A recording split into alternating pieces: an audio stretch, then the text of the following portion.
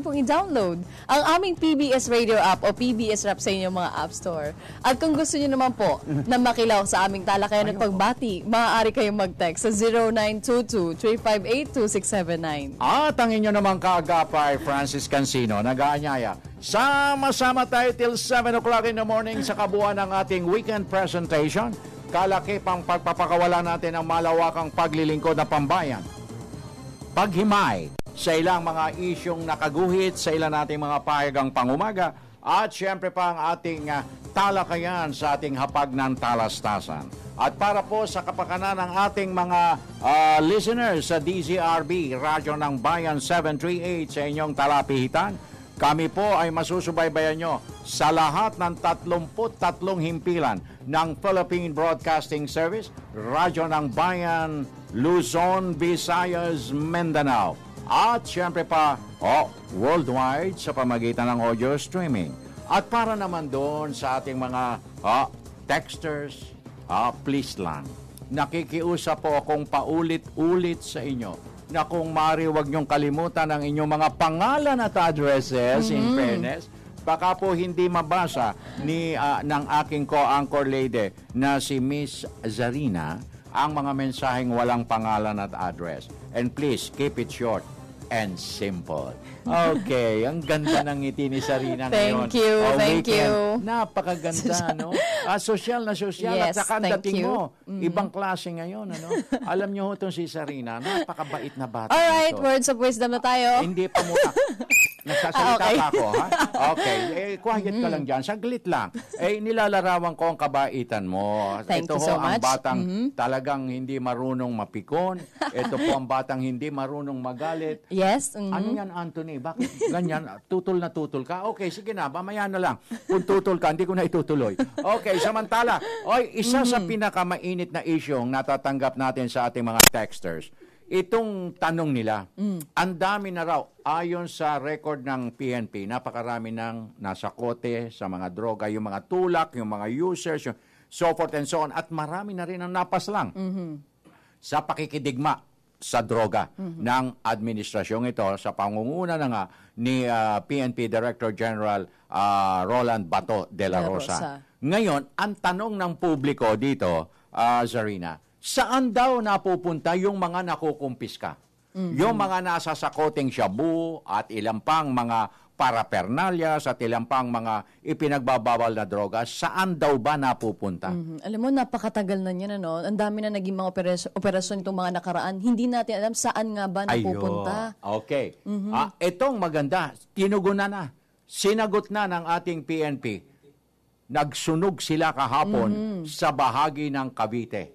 At yung mga naipon na nakumpiskang mga methamphetamine, methamphetamine. Di ba? Pangalan pa lang inabag kasi, tapos biglang methamphetamine.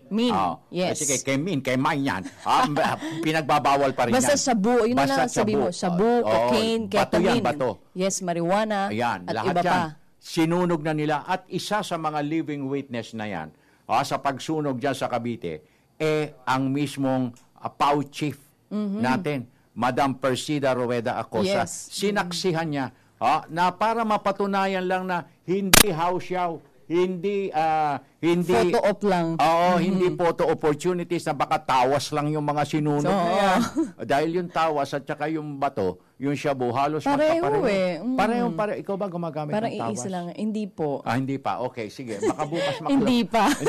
Hindi pa sa ngayon. Pero totoo yan, mabuti may mga witnesses na katulad ng mga opisyal ng ilan nating mga concerned agencies like in the person of PAO Chief, Persida Acosta, nakita niya na talagang sinusunog. Hindi nire-recycle. Kumbaga ito yung magandang patunay na talagang hindi na babalik pa doon sa mga drug lord. Ito mga shabu na nakukumpiska ng mga kapulisan natin sa bawat operasyon. Alam mo ba kung bakit nakatakip sila? Kasi yung mabaho ata. Hindi mabaho O yun. nakakahay din. Nakakahay yan. Okay. Kaya nga yung kaya nga naglalagay sila ng mask dahil mahahay ka sa amoy niyan. Di ba palaro lang ang ginagamit, sinisinghot yan eh. My goodness. So pag yan sinunog ng malaki yan, ang usok niyan, talaga namang paglabas Para ka mo na rin doon, paglabas mo doon, daig mo pa ang gumamit yan. Kaya napakadelikado yan. At saka, tinan mo, yung mga gumagamit niyan wala nang kinatatakutan. Parang wala na talaga sa tamang isip. Na. Iba na. Kasi once na pumasok na yung gamot na yan sa utak mo, talagang kumbaga, aning-aning ka na. Ayun. Alam mo yung aning-aning? Yes, baliw. Okay. Baliwis. Okay. Pero ito, para naman doon sa mga kababayan natin na merong mga knowledge o may alam sa mga operasyon malapit sa kanilang lugar, hinihikayat sila ng PIDEA na bigyan sila ng kaalaman or kumbaga i-ring sila. So, andito po yung number. Sige, ang hotline ng PIDEA ay 0999-888-PIDEA or 7332. Ulit, 0999-888-7332. Okay. Or 0925-573-PIDEA, 0925-573-7332. Okay. Makipagtulungan tayo para sa pakikipagdigma laban sa pinagbabawal na gamot. 9 minutos, 39 segundos na makalipas ang alas 6, ang ating Words of Wisdom for today na gustong-gusto ni Sarinang basahin. Okay, ang ating Words of Wisdom ngayong Friday morning ay, gratitude is born in hearts that take time to count up past mercies. Sa Tagalog, ang pasasalamat... Sa Tagalog, ang pasasalamat ay nabubuo sa pusong nagbibilang ng kanyang mga natatanggap na biyaya. Mula kay Charles Jefferson. Okay, maraming salamat po, Mang Carlos. Ang pasasalamat ay nabubuo sa pusong nagbibilang ng kanyang mga natatanggap na biyaya. Wow! Ang ganda, no? Lahat ng mga bagay na nakasisiya sa kalooban mo, sa puso mo, ipinagpapasalamat yan talaga. Ang word pa gratitude. Talagang ito malalim na pagkilala, na pagpasalamat. Sa mga natanggap mong na biyaya. Ikaw ba nakapagpasalamat na? Yes. At saka talaga naman ang binibilang blessing, hindi problema, di ba? Dapat. Count your blessings. Not your problems. Not your problems. Kaya katulad mo, napakarami ng biyaya. Yes, binibilang ko nga ipagpasalamat mo. Unang-unang pinakamalaking dapat mo pasalamatan, yung pagdating ni Cosme sa buhay mo. Hindi. Siyempre yung mga career na naandyan. Success. Pati tao, di ba? Success in career. Oo, success in career. Successful in friendship. Ayan, di ba?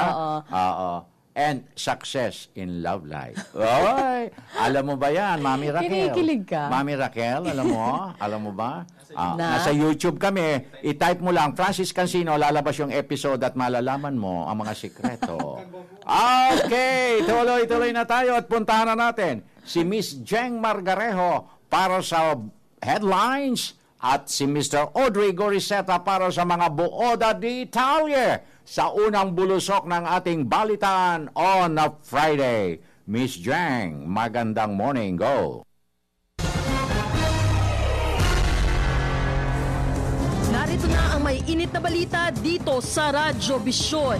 Higit 1 bilyong pisong halaga ng droga sinunog ng PNP at PIDEA. Dating Vice President Jejo Marbinay sinampahan ng kaso sa Sandigan Bayan. Pangulong Rodrigo Duterte nais munang makasama ang sambayan ng Pilipino matapos manalo sa eleksyon noong Mayo. At voters registration para sa barangay at SK election magsisimula ngayong araw. Magandang umaga, Luzon, Visayas at Mindanao. Mahigit 1 bilyong pisong halaga ng iligal na droga ang sinunog ng PNP at PIDEA. Siniguro naman ni PNP Chief Ronald Bato de la Rosa na matitinong pulis ang kanilang itinalaga, lalo na sa kanilang anti-illegal drugs campaign. Ayon sa PNP Chief, sinibak niya sa pwesto ang mga pulis na kilalang nagre-recycle ng droga at ipinadala na sa Mindanao. Narito ang ulat ni Waywaya Makalma. Sa loob lamang ng 10 araw ay nagawa kaagad ng Philippine Drug Enforcement Agency na sirain o sunugin ang kanilang mga nasamsam na iligal na droga sa bansa. Umaabot sa 400 na kilo ng shabu at ito ay nagkakahalaga sa 1.77 billion pesos ang sinunog dito sa Barangay Aguado, 13 Martires, Cavite. Napabilis ang pagsira sa mga ito dahil wala silang suspect na nahuli para makasuhan. Ito kasi ay ginagamit na ebidensya dahil walang makakasuhan ay pinayagan na ng korte na sirain kaagad ang mga ito. Kabilang na rito ang pinakamalaking na-recover ng PNP AIDG at PIDEA agents sa Claveria, Cagayan nitong July 3 na umaabot sa higit 900 milyong piso ang halaga ng shabu. At dahil rito ay ipinag-utos kaagad ni PIDEA Chief Isidro La Peña na madaliin ang buong proseso nang sa gayon ay masira na nila ang ilegal na droga. So also the first under the Duterte administration, and more significantly is the first that we are going to distract a big volume of shabu. That is the 180 kilos recovered in Claveria, Cagayan within 10 days period. This is the first time that a distraction is made in 10 days period. Ipinaghalong cocaine, marijuana at shabu ang sabay-sabay na sinunog. Ang mga sumaksi rito ay mula sa Regional Trial Court, lokal na pamahalaan at maging ang mga media ay sinama. Pero bago ito ipinasok sa incinerator ay sumailalim muna ito sa pagsusuri. Dahil kailangan mo ng isalang ng mga PIDEA chemists ang laman ng bawat klase ng illegal na droga bago ipasok sa incinerator. Kaya naman siniguro ni PNP Chief Police Director General Ronald De La Rosa na mabubuting pulis ang kanilang ipinapasabak sa mga operasyon nang sa gayon ay maiwasan na ang pagre-recycle ng mga illegal na droga. Gusto ko sana right there and then. Sabi ko, pagkatapos si President sa media, sir, baka pwede doon sa baba, doon sa oval ng marami, sunugin agad natin. Because of my ignorance of the procedure, sabi ko, gusto ko sana gusto ko ipakita sa lahat na wala tayong intensyon na mag-recycle. Ito ang incinerator. Ito ipinasok lahat ng mga illegal na drogang nasamsam ng PIDEA at ng PNP agents sa kanilang mga operasyon. 24 oras nila itong susunugin at 24 oras nila itong babantayan upang masigurong walang makakapasok dito at sa kanila itatapon sa isang downside for proper disposal. Para sa PTV News, ako si Waywaya Makal. Sa iba pang balita, 3 sundalo ang nasawi sa pamamaril ng hindi pa nakikilalang armadong grupo sa Indanan, Sulu. Ayon sa Western Mindanao Command, biglang pinagbabaril kahapon ng alas 8 ng umaga ang 3 sundalo mula sa Field Infantry Battalion ng Marine Battalion Landing Team 10. Nakatakas sa mga sospek na hinihinalang miyembro ng bandidong grupong Abu Sayyaf. Dinala agad ang mga biktima sa Kuta General Teodolfo Bautista. Sa ngayon, sumasailalim pa sa investigasyon ng AFP ang naturang insidente. Samantala, mas ninais ni Pangulong Rodrigo Duterte na manatili kasama ang sambayanang Pilipino matapos manalo sa eleksyon noong Mayo.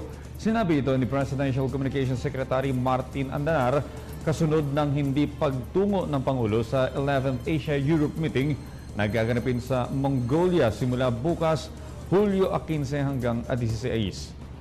O simula ngayong araw. Sa halip na magtungo doon, inatasan na lamang ni Pangulong Duterte si Foreign Affairs Secretary Perfecto Yasay na dumalo sa naturang pulong bilang kinatawan ng bansa. Ang taunang pulong ay dadaluhan ng 53 leaders mula sa Asia at Europa. Inaasahang ilalatag ni Yasay ang pulong ang pagpapalakas ng pakikipagtulungan at kooperasyon ng ASEM partners sa harap ng global challenges gaya ng maritime security, connectivity at illegal drug trafficking. Tatalakayin rin ni Yasay ang prioridad at economic policies ng Duterte administration, pati na mapayapang solusyon sa usapin ng West Philippine Sea matapos ang UN ruling. Sa iba pang balita, inaasahang aabot sa 3.35 trillion pesos ang irerekomendang pondo kay President Rodrigo Duterte para sa national budget sa susunod na taon. Ayon kay Budget Secretary Benjamin Diokno, gagawing prioridad ng Administrasyong Duterte ang pagpapatayo ng mga tulay, kalsada, pier at airport sa buong bansa. May report si Elena Luna. Nagkakahalaga ng 3.35 trillion pesos ang panukalang budget na irerekomenda kay Pangulong Rodrigo Duterte para sa susunod na taon. Mas mataas ito ng 11.6% sa kasalukuyang national budget na 3.002 trillion pesos. Budget for this year and the succeeding years will be compliant with the Supreme Court decisions on PDAP and the DAP. Okay, so you won't see DAP in the next 6 years at least.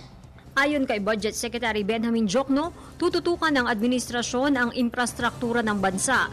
Isasantabi muna ang anumang pagpapagawa ng mga bagong building ng gobyerno. Magiging prioridad ang mga tulay, kalsada, pier at airport sa buong bansa. Like 24/7. So you'll see construction taking place at night and during weekends. In the short term, it will create a lot of jobs, increase incomes, and it will boost the economy. Okay? And in the long run, it will propel us to a higher income growth path. Okay? If we invest, we will probably be hitting 7 to 8%. Okay, in the maybe second half of the third term.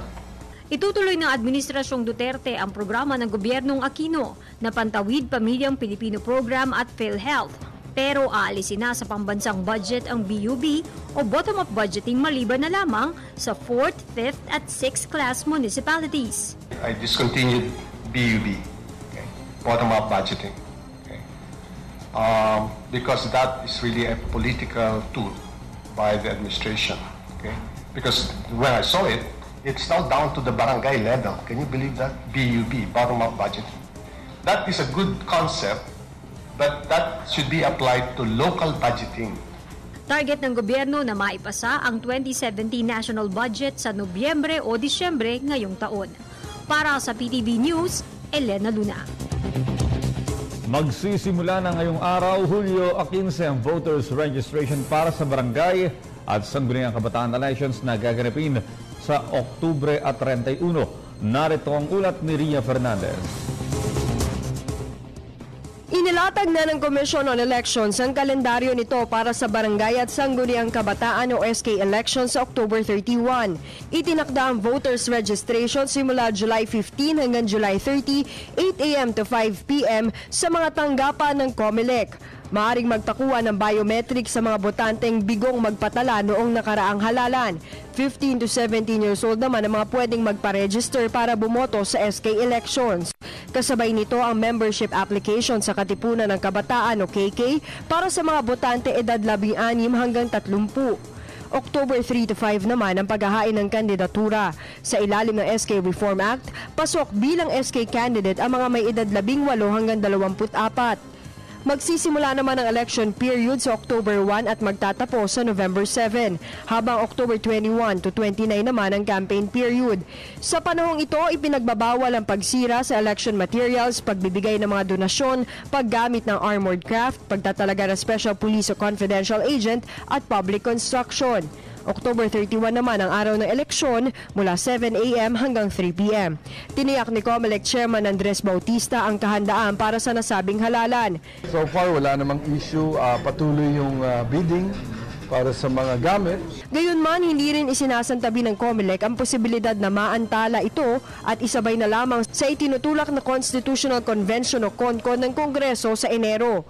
Kung magkagayon, sinabi ni Bautista na malaki ang kanilang matitipid. Well, makakatipid ka because, again, yung Board of Election Inspectors mo, yung honoraria, doon pa lang malaki na yung savings. No?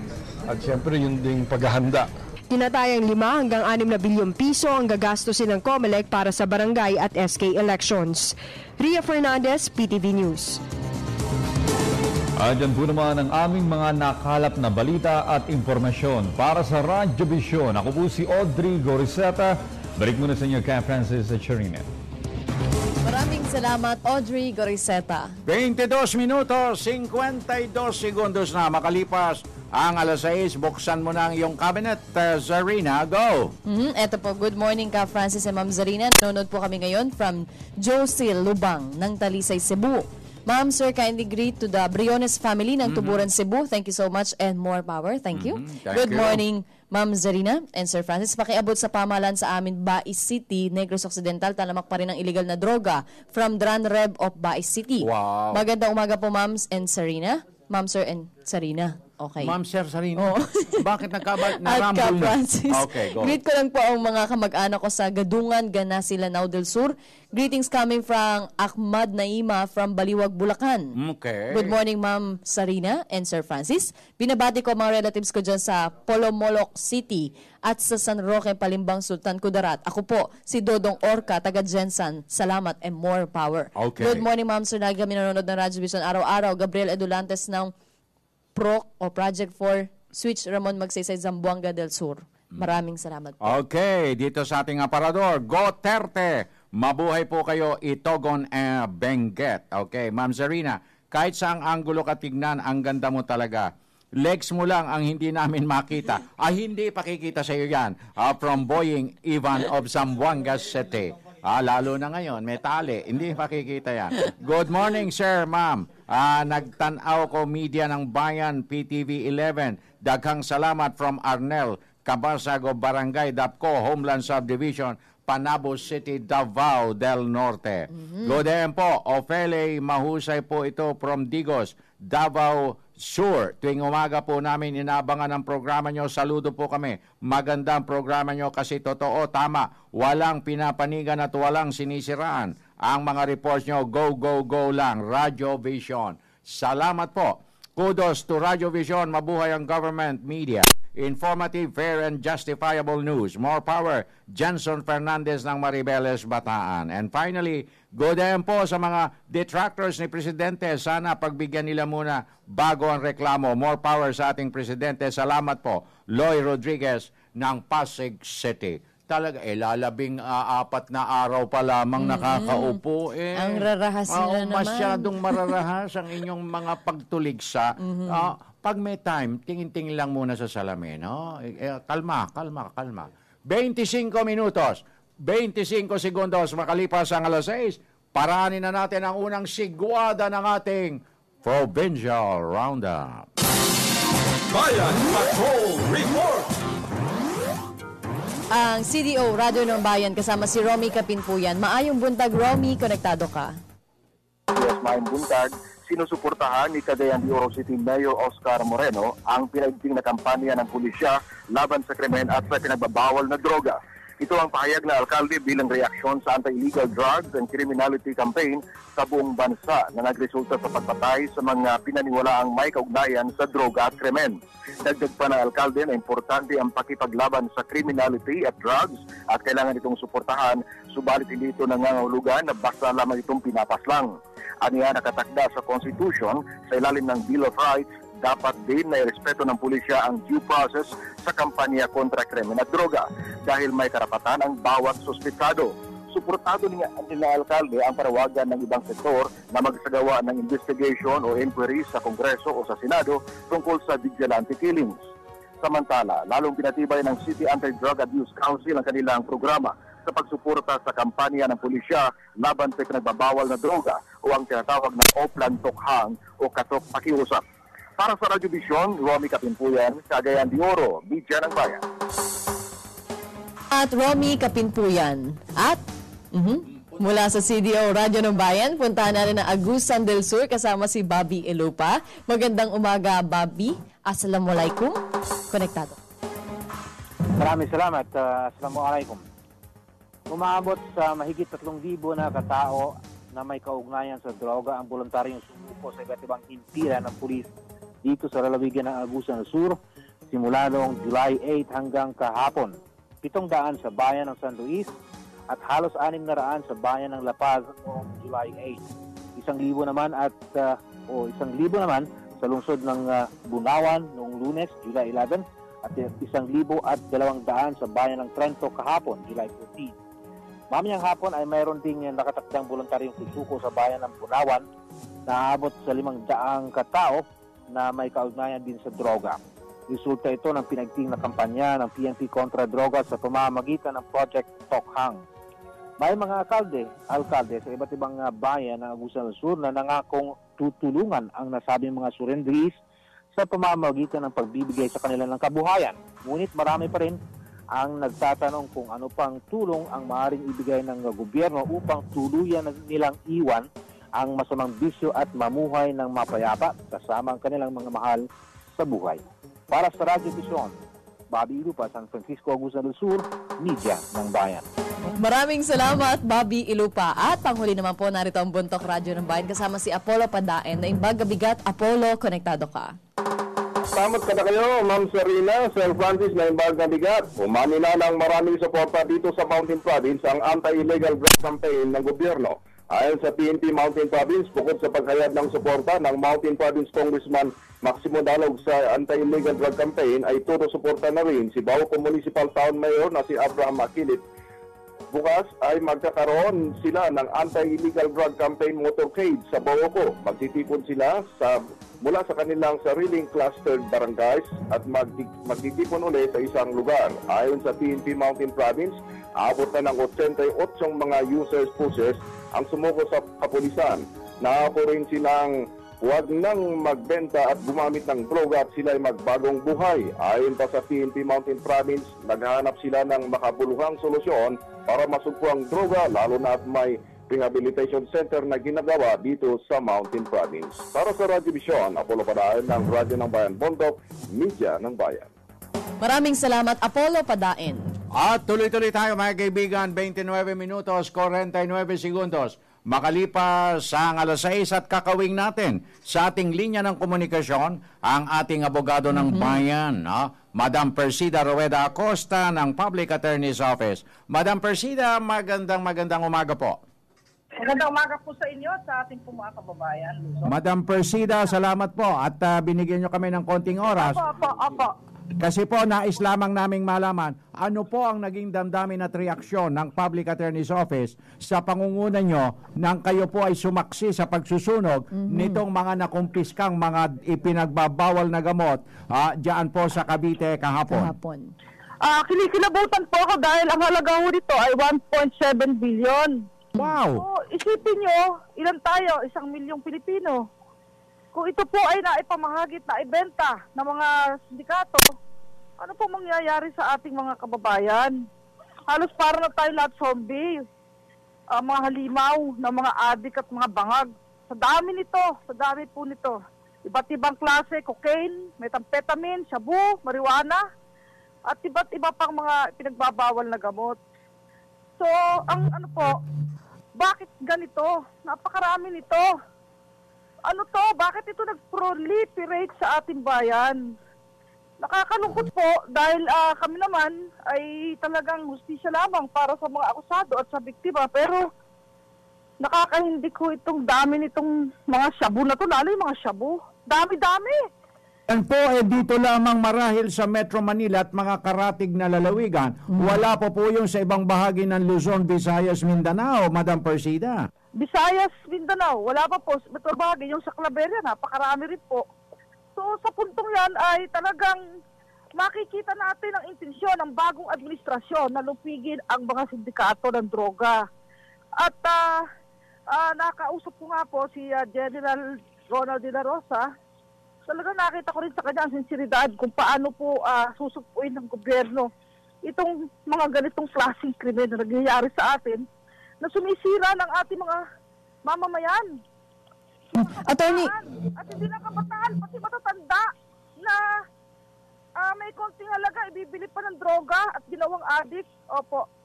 Attorney, ito po ba yung kauna-unang pagkakataon na naka-witness kayo na ganitong mula sa operasyon sinunog yung mga drogang nakuha? Ay hindi po, nag-witness din po ako noon, panahon ng ni General Judicial Santiago. Yan, siya po yan. At meron pang bali 2 beses, kasama ko si Senator Grace po. Pero hindi ganito kadami. So ako po ay nagulat na talagang sadya palang panahon na parang Pilipinas ay maging malinis na bayan para sa lahat. At yung mga foreigner na nagdadala sa atin ng mga materialis nito, mga gagamitin sa factory dito sa atin, hindi naman produkto natin ang mga chemical na to eh. So pa chemical na galing sa ibang bansa. Madam Persida, ang problema lang po at medyo pinag-aalinlanganan ng marami nating mga kababayan, yun daw pong kunyari sumusuko dahil sa takot na sila'y mapaslang at kunyari papailalim sa rehabilitasyon. Gaano po kaya kasinsero na paglabas sa rehab talagang nagbago na? O baka meron po kasing nagsasabi na pwedeng pabalik-balik lamang yan, mga recidivist kaya, Madam Persida? Hindi po, kasi may documentation ang ating PNP. May documentation ang ating PNP. At iyan po ay imomonitor ng mga local officials, ng mga mayor, at gayon din ng ating mga kapulisan. At kami po sa PAW, dahil halos karamihan sa amin po nanunumpa. At ang purpose lang ng kanilang mga salaysay ay para sila ay marehab. Yun po ang nakasulat doon. At hindi po para ikulong kung walang kaso. Kung may kaso po, ay kailangan ituloy ang paglilitis. Okay. Madam Persida, sana po magkaroon kayo ng libreng panahon. Dalawin nyo po ang Radio Vision para mas maging mahaba pa ang ating talakayan, ma'am. Opo. Sige po. Patungo po ako dyan sa PTV4 ngayon. Opo, thank you. Okay. Kasi naka-schedule yata siya sa sa People's Television ngayong umagang ito. Sa Good Morning, Boss. Yata, pero Good Morning Pilipinas. Okay.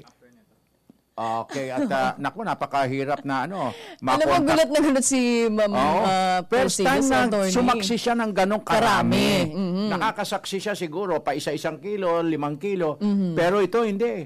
Bilyon ang halaga. At sinabi niya kung ito ay pinakalat sa mga tao, marami may tutulong Pilipino. 100 milyong Pilipino. Napakarami matutulungan. Maaning-aning. Hindi yun, yung ang tinutukoy niya, kung yun ay pinalaganap na lang, binigay sa mga proyekto, marami talaga magagawa na yun. Okay, sige, at asahan natin sa mga susunod na araw, tingnan naman natin ang pagkilos ng ating PAW laban dito sa kampanya against drugs. Okay, 35 minutos, 25 segundos. Makalipas ang alas 6 at Zarina, whether we like it or not, alamin na natin ang weather outlook for today. Yes, live po sa Pag-asa DOST. Punta natin ang ating kasama na si Desiree Zonyo para sa ating weather update today. Magandang umaga, Desiree. Konektado ka. Yes, magandang umaga rin, Zarina, Ka Francis, at sa ating mga taga-subaybay. Narito na po ang mga dapat ninyong malaman sa lagay ng panahon.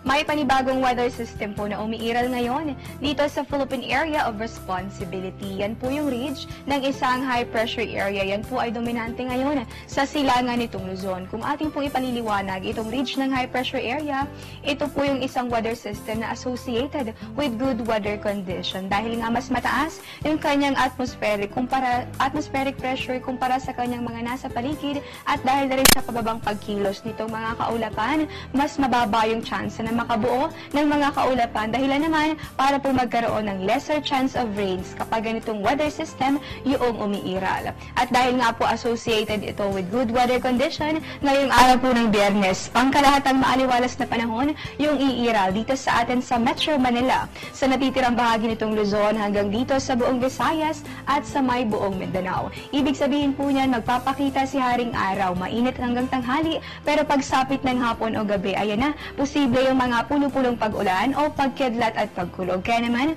huwag kalilimutan magdala ng payong, lalong-lalo na sa mga estudyante at sa mga empleyado na lalabas ng kani-kanilang mga bahay.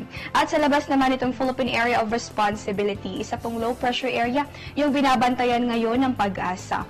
Ayon nga kay weather forecaster Hiner Kitlog, namataan po ito sa silangan ng Catanduanes, at inaasahan po natin na ito po ay papasok dito sa Philippine Area of Responsibility bukas yan, kaya naman patuloy natin yung babantayan. Lalo't ang mga LPA ay posible po yung ma-develop sa pagiging ganap ng mga bagyo. At nabanggit nga natin kanina na good weather condition yung iiral ngayong araw, kaya naman silipin natin yung inaasahang mga temperatura sa iba't ibang bahagi ng bansa. Unahin natin dito sa Luzon, sa Metro Manila. Mayroon po tayong temperatura na nasa pagitan ng 25 hanggang sa 34 degrees Celsius. Dito naman sa Lawag hanggang sa Olongapo, Tagaytay at sa May Legazpi, kung saan same weather condition yung ating inaasahan. Mayroon po tayong temperatura na maglalaro between 22 hanggang sa 34 degrees Celsius. Minimum natin, posible po yan 17 hanggang 25 degrees Celsius. Ating pong maximum dito sa Luzon, maaari po yan dito sa Tuguegarao, 36 degrees Celsius. Mataas po yan, kaya naman stay hydrated sa ating mga kababayan. Punta naman po tayo sa Visayas, inaasahan din natin dyan itong good weather condition. May katumbas po yung temperaturang nasa pagitan ng 24 hanggang sa 32 degrees Celsius. Dito sa Tacloban, Iloilo at sa may Bacolod hanggang sa Metro Cebu, sa ating pong mga taga-subaybay, huwag pa rin kalilimutan na magdala ng payong dahil posible pa rin naman yung mga pag-ulan sa latter part of the day. Pagod na lamang po natin sa may Mindanao, inaasahan din natin dyan ito ang pangkalahatang maaliwalas na panahon. Mayroon po tayong temperaturang maglalaro sa pagitan ng 24 hanggang sa 33 degrees Celsius sa mga susunod na oras. At yan po muna ang latest mula rito sa Pag-asa DOST. Ito po ang Panahon TV kung saan walang pinipiling panahon ang pagbibigay impormasyon. Ako po si Desiree Jonio, Media ng Bayan. Salamat, Desiree Jonio. Okay, tuloy-tuloy tayo. Good AM. Totoo po yan. Nakakaalis po kayo ng problema pag pinapanood namin kayo. Tony Mariano po ng Mabalacad City, Pampanga. Maya Payabak. Good morning po from Dodong Cosenero sa Barangay Lipata, Surigao City. Lagi akong nakasubaybay sa inyo sa TV nyo. Sana malutas na mga drug pusher. Mabuhay kayo. Salamat, Ma'am Sir. Maradyaw na buntag sa imo. Magandang umaga po, Ma'am Serena at Sir Francis. Pakibati naman po dito kasama na naguhugas ng truck habang ako'y masayang nakikinig sa inyo. Blat po ito ng Quezon City. Thank you at good morning po. Binabati ko po pala yung sarili ko na lagi pong nanonood sa inyo. Ako nga po pala si Angela Radok, taga Amadiego. Binabati ko rin po pala lahat yung family Radok at Villamil. Habang siya ay nakikinig sa kanyang sarili. Okay, good day, Sir Francis and Serena. Greet ko lang si Ma'am Sabrina Tabing, Secretary ng San Jose Parish. Greetings from BF ng Hinundayan, Southern Leyte. Salamat sa inyo. God bless you always. Ito naman po, good morning ka, Franz Ma'am Zarina. Pakigreet naman po si Miss Deli Gomez Raquenya sa kanyang kaarawan ngayon sa Palnavira, Catanduanes. Just Mabalos. Thank you po.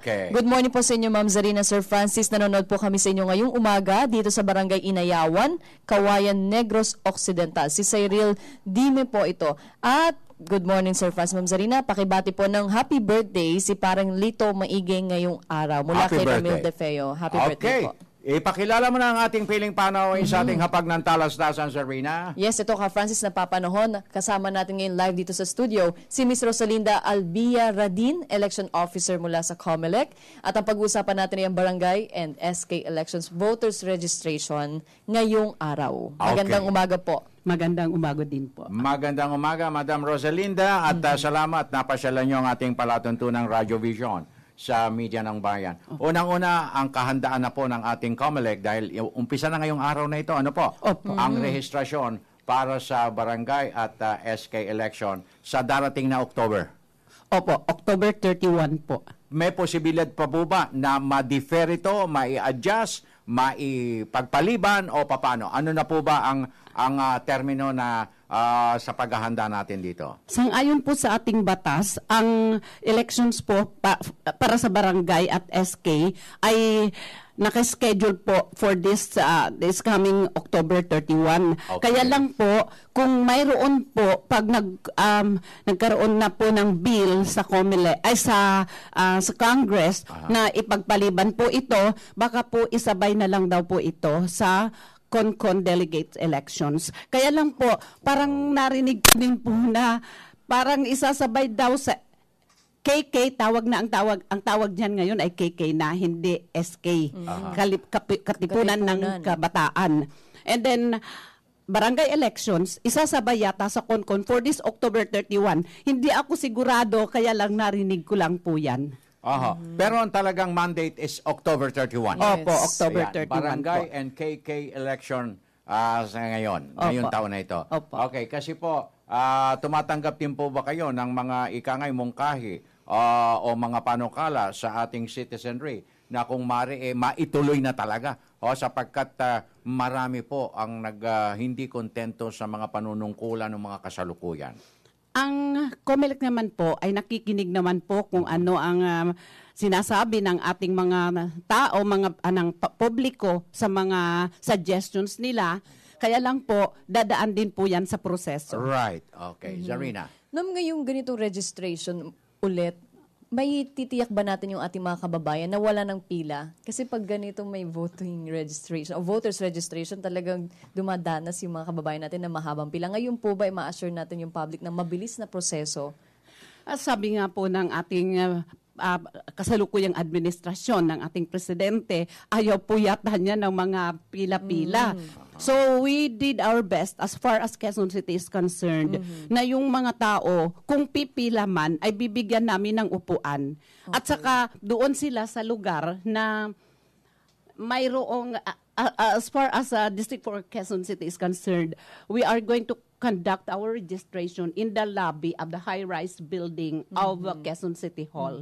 So doon namin i-hold ang ang registration na mayroong roof, mayroong safe cover. ang mga tao. What I mean is they are safe from rain or shine. Alright. Pero sa ngayon po, gaano inaasahan natin na magpa-participate dito sa barangay and KK election? At saka may target sila. May mga meron ganun ba kayong target? may pinalabas silang figures Yes, actually po ang statistical data po. Usually ang expected natin is 10% of the present population, voting population. 10% of the voting population. Opo. Kung meron tayong 54 million voting population, 10%, magkakaroon po tayo ng mga 5,400,000. Yes. Yun po ang projected po na usual po na sa statistics po. So doon sa ating mga KK kabataan,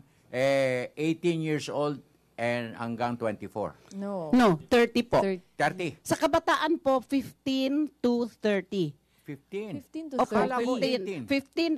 Yung pong 15 to 17, yun po ang KK. Yes, sa pero sila po kasi, yung 18 to 30, pwede din po na bumoto for KK. Dahil considered po sila na members din ng KK for this present sa resolution ng COMELEC po.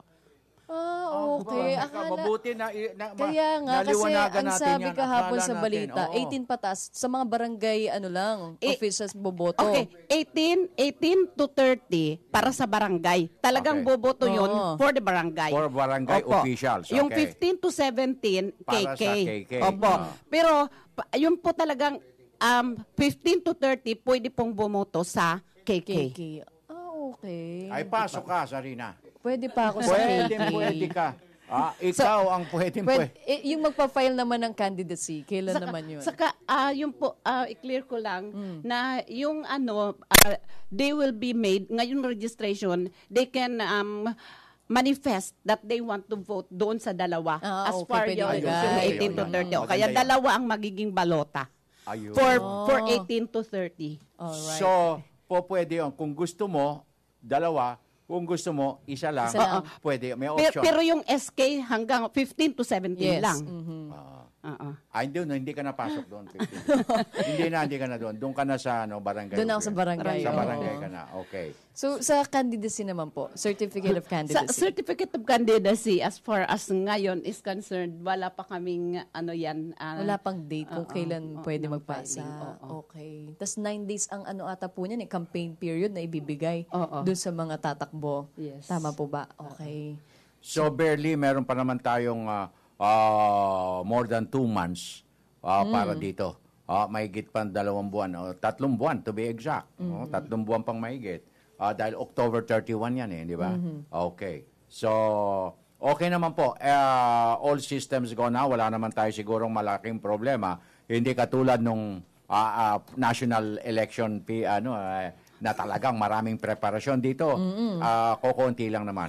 Hindi naman masyadong tedious. Hindi, sa barangay elections kasi, we know that everybody knows everybody. dyan po sa barangay. Kaya ang partisipasyon ng mga tao mas malaki pag barangay elections.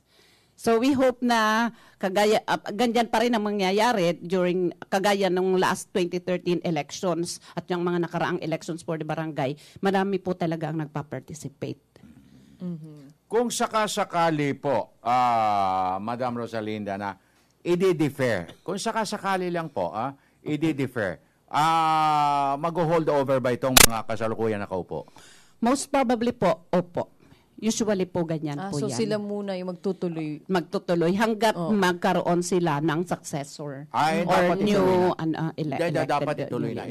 Ituloy na election. Ituloy na election. Okay, may text dito, Zarina. Ito po, ano po ang update kung ilan ang edad na pwedeng magkandidato sa SK mula kay Raymond Dangcubao? Yung pag SK, siguro 15 din yun.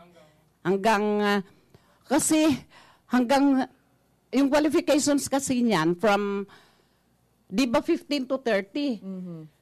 Pero hindi pa ako sure kung kailan ano talaga ang age na mayroong pwede silang kumandidato. But what we know is that ang members ng SK are 15 to 30. Okay. May text ako dito, Kapran. 30 anyos, kabataan barangay pa ba yan? Opo, pwede pa po silang bumoto dyan. Parang medyo over. Oo, kaya lang yan ho ang bago nating patakaran eh. Okay. Sige. Text mo dyan, May text Zarina. dito. Paano naman daw po yung may mga correction sa kanilang voters registration na information? Yung may corrections po, papayagan natin ngayon. Ang papayagan po ng COMELEC ngayon are registration, correction, reactivation, and validation. Kasi biometrics din po ang ating gagamitin ngayon. Hindi na po manual registration na. Yung kagaya noon na hindi na kinukunan ng biometrics. So, ibig sabihin, hindi pala ito pang araw-araw na pwede magpasa ka na lang ng correction sa mga information mo? Hindi. Kasi kailangan niya na duman sa Election Registration Board.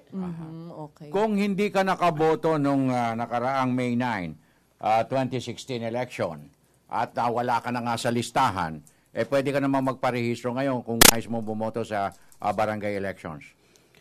Kung wala po sa listahan, opo. Pero kung mayroon na po, hindi na po sila dapat, unless na gusto po nilang magpa-validate. Ayun. Okay. Meron ka pang text dyan, Zarina.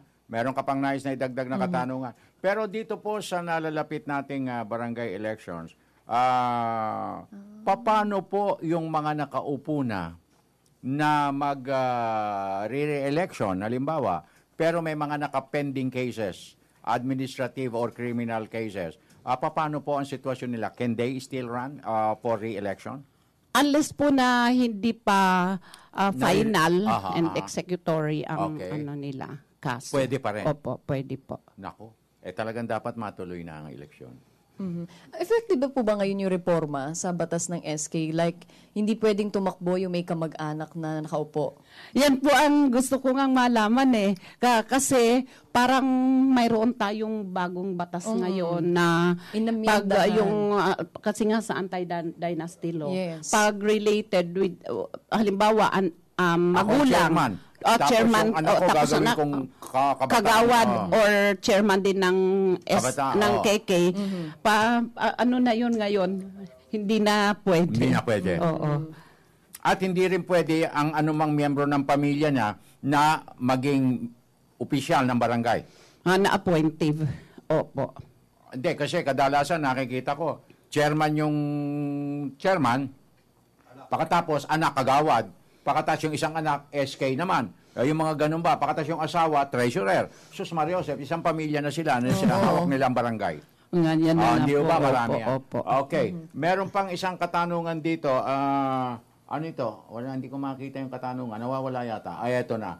Mula kay Gerard ng Pasig, ano ang ginagawang aksyon ng COMELEC sa talamak na vote buying din pagdating ng SK election? Naku. Sama na natin pati barangay. Barangay, diba? hindi lang SK. Barangay election. Kaya nga po, madalas po ang command conference na ginagawa ng COMELEC at ng Philippine National Police before the elections. Kasi sila po ang nagmamanman dyan na kung sino-sino po yung mayroong ginagawang pamimili ng boto. So, ang mga kapulisan po, inaasahan po natin yan na sila po ang mag-implement sa resolutions ng COMELEC related dito. Ang masakit dito, hindi vote buying, Zarina. Tatakbo akong chairman. Okay, o re-electionist ako. Pag hindi mo ako binoto, wala kang 4-piece. Patay. Hindi. Marami nangyaring ganyan. May nagsumbong sa amin. Kasi hindi ko binoto yung chairman na yan. Kaya hindi ako isinali sa 4-piece. Di ba? Nangyayari po yung mga ganyan. Ano? Okay. So, Zarina, may hapon ka? Meron pang isa. Ilang term daw po ba yung chairman at kagawad? Kasi may mga nakakalusot minsan mula kay Monang Bataan. 3 terms at most. Yun po ang maximum, 3 terms. Yung iba ayaw na kasi umalis. Mukhang siyempre, doon na ata nakatira. Ang sarap maging masarap. Pero mo, hawak mo yung isang barangay. Pamayanan. Isang pamayanan. Okay. Maraming salamat po, Madam Rosalinda. Sa inyong pagpapaunlak at kung sakasakali po mayroong mga pagbabago, please keep us posted. Opo. Sasabi ko, yun nga po tinatanong ninyo tungkol sa age ng kandidato. I-check ko po para pong 24 yata ang mabuti na po yung maliwanagan natin. Para po maisabi ko po sa inyo kung ano talaga yung date. Okay.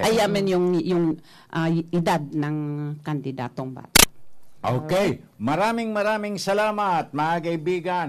Ang ating nakaagapay mula sa COMELEC, si Madam Rosalinda Radin. Election officer mula po sa COMELEC. More power, ma'am. At tuloy-tuloy na tayo. Puntahan na natin ang ikalawang sigwada ng ating Provincial Roundup sa pangunguna ng... Narito na po ang Tacloban Radyo ng Bayan kasama si June De Leon. Magandang umaga, June. Konektado ka. Yes, good morning. Maupay nga aga, tulad ng rumaragasang train ng buhos ng mga drug personalities na sumurrender sa may kapangyarihan sa loob lamang ng 10 araw dito sa Eastern Visayas.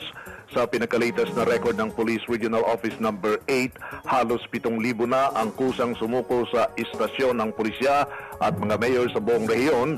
6,000 rito ay mga drug users, samantalang halos 1,000 naman ang tulak ng pinagbabawal na gamot. Ayon kay PNP Eastern Visayas Acting Regional Director Chief Superintendent Elmer C. Beltiar, nangako ang mga itong iiwan na nila ang pagtutulak ng droga at paggamit ng mapinsalang shabu makaraang pumirma sa isang affidavit of undertaking. Sinabi ni Beltahar na pinauwi ang lahat ng mga sumuko at sinabihang maigpit ang isasagawang monitoring ng pulisya sa kanilang mga gawain. Magpapatuloy rin ayon sa nasabing opisyal ang anti-illegal drugs operation. Tiniyak din ng nasabing opisyal na mahigpit ang pagpapatupad ng double barrel strategy upang malipol ang big-time drug lords at masawatang street-level trading ng ipinagbabawal na gamot. Inatasan din ni Beltehar ang lahat ng opisyal sa reyon na sumailalim kasama ng mga tauhan nito sa drug testing upang matiyak na walang gumagamit ng ipinagbabawal na gamot sa mga law enforcers. Samantala patuloy ang rehabilitation program ng LGU Tacloban para sa mga self-confessed drug dependents and users. 300 sa mga ito ang unang sumalang sa programang Transformation Inside Out na isinasagawa sa Tacloban Astrodome. Ito ang unang serye ng rehabilitation program na inialay ng Tacloban para sa mga drug users at magpapatuloy ito hanggang tuluyan ng matanggal sa talikalan ng droga ang mga self-confessed drug users and pushers. Mula DYCT 102.3 FM para sa Radyo Vision, June De Leon, PBS, Media ng Bayan. Maraming salamat, June De Leon. Kasunod naman po ang Agoo Radyo ng Bayan. Kasama naman po si Maricel Fronda. Magandang umaga, Maricel. Konektado ka. So, isang magandang umaga na imbagabigat. Maging direkta at huwag paligoy-ligoy sa pagpapaliwanag sa mga kabataan ukol sa kanilang sexualidad upang di sila lalong maging mapusok sa pagtuklas nito. Ito ang naging payo ni Department of Health Region 1 Director Mirna Cabotaje sa mga guro at mga magulang na dumalo sa isang pulong na isinagawa ng Commission on Population Region 1 ukol sa teenage pregnancy. Ayon kay Director Cabotaje, malaking bagay ang malinaw at mabisang komunikasyon upang maiwasan ang pagkakariwara ng mga kabataan. Aniya, hindi na kaila sa lahat na malaki ang epekto ng makabagong teknolohiya sa mabilis at minsan ay maling kamulatan ng mga bata ukol sa gawaing sexual. Dinagdag pa niyang makakabuti kung makakasabay ang mga magulang at guro sa kaalaman ng mga bata sa bagong teknolohiya. Naniniwala ang opisyal na kung mabibigyan ng tama at sapat na impormasyon ang mga kabataan ukol sa maagang pagbubuntis, ay magkakaroon sila ng mas matibay na paninindigan at sila na mismo ang iiwas dito. Mula sa DZAG Radyo ng Bayan, Agoo, La Union, Maricel Montemayor Fronda, nagbubulat para sa Misa ng Bayan. Salamat, Maricel Fronda. Good morning, Francis and Zarina. Patuloy na nanonood. Regards to all Radio Vision staff. Mula kay Bossman Tito. Hello, sir. Thank you so Happy much. viewing. Thank you very much for the support. Okay, good morning, Porcelain Skin, Zarina and Handsome Francis. Thank you. Nax. I really appreciate your tandem as host in your morning program, which I always and as much as possible won't miss to tune at 6 a.m. to 7. I'm Sil Lucero ng Butuan City. Salamat po. Morning, ma'am. Sir, ganda ng tandem niyong dalawa. God bless you. From June Tagon, Barangay Milagrosos, Zogod, Southern Leyte. And with that, Zarina, Gusto ko po magpasalamat sa lahat ng mga nag-text, nanood at nakinig ngayong umaga dito sa Radyo Vision. At kung na-miss niyo ang aming edisyon ngayong umaga, maaari kayo mag-log on sa youtube.com. Muli ako po si Zarina Lusuegro. at ang inyong pong kaagapay, Francis Cancino, sa ngalan ni Audrey Gorisata at sa Radio Vision family. Nag-iwan na isang mapayapa, masagan at magandang umaga. Have a beautiful and blessed weekend ahead of us. God bless. Until next week, maraming salamat po.